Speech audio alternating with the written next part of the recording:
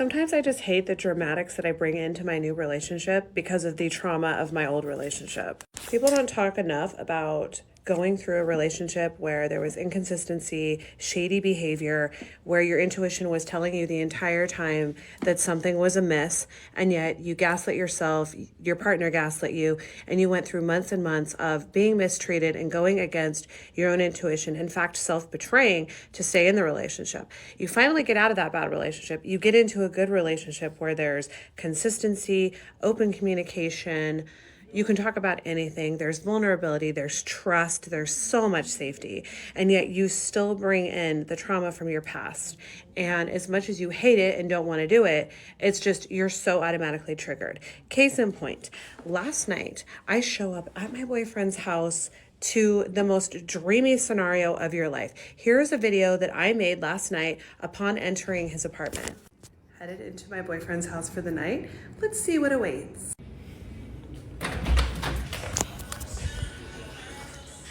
Oh, hi, I'm home. Hey, babe. We'll probably help him make some guacamole, but not before I change into the comfy jammies that he carefully washed and folded for me. It is that time of the month, so he thought that these ones would be especially appropriate. Off to make guac with my man. This sauce here? Yep. Put my blanket on because it's very cold in here. Okay.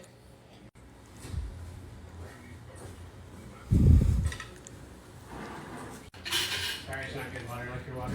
While he fills up our water bottles. We need to buy some for here. We were sitting and eating that meal that he completely fixed for me, plated for me, brought to me. And he's showing me a text with his ex about some semantics, some factual detail that they had to work out together. And I see that all of the previous texts leading up to that text were deleted. So I immediately get triggered because I'm like, why are you deleting texts? That's weird. Why are you deleting texts from your ex? And he point blank says, because I always delete her texts. I don't really like seeing her in my text messages. It's not a great feeling to see texts from my ex, so I always delete her texts. But I saved this one because I wanted to show you what we talked about.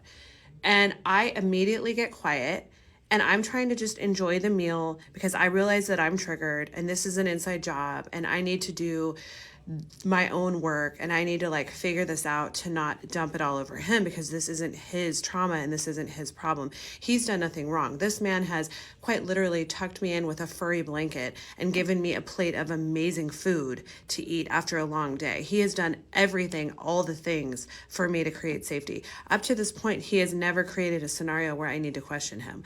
But because of my own trauma of dealing with a man who was shady and did try to hide things and did have liaisons and relationships with other people behind my back and gaslit me, and when I would see signs and the little moments where I would ask him about it, he would blow up at me and gaslight me and cause all kinds of trauma. I now don't even know how to cope in that situation. I'm so triggered and I'm just in fight or flight mode. So of course my partner can sense this because we are so emotionally connected. He is so in tune with my stability and my emotional safety. He can feel that I'm triggered. So he starts asking me and pressing me to communicate with him, and I can't. I'm in like freeze, like I don't even want to talk about it. And of course he presses me. So then we have this long discussion that lasts well into the evening. It messed up our entire night. I fell asleep, and because I'm a teacher and I'm a single mom of 4, it's like by the time my head hits the pillow, I'm so tired. So I pass out. This man doesn't sleep all night.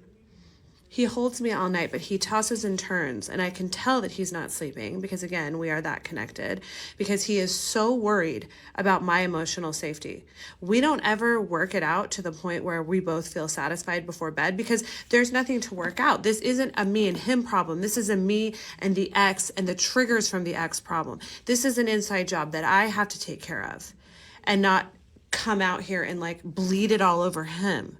But because he had pressed me and because I didn't realize in the moment that I needed to take a second for myself and tend to my own needs so I didn't bleed all over him. That's exactly what I did. I bled all over him, and then all night long, he was nursing a hemorrhaging wound emotionally and couldn't sleep.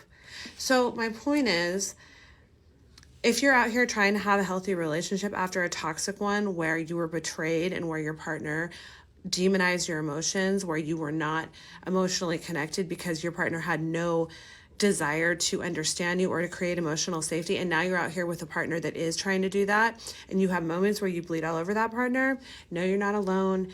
And this is the hard ass work of a real, actualized, healthy relationship, is coping with your triggers, coping with the things that you bring in, the baggage that you bring in, and not allowing it to poison the genuine, healthy, viable spirit and connection of your divine union, and allowing that to be protected.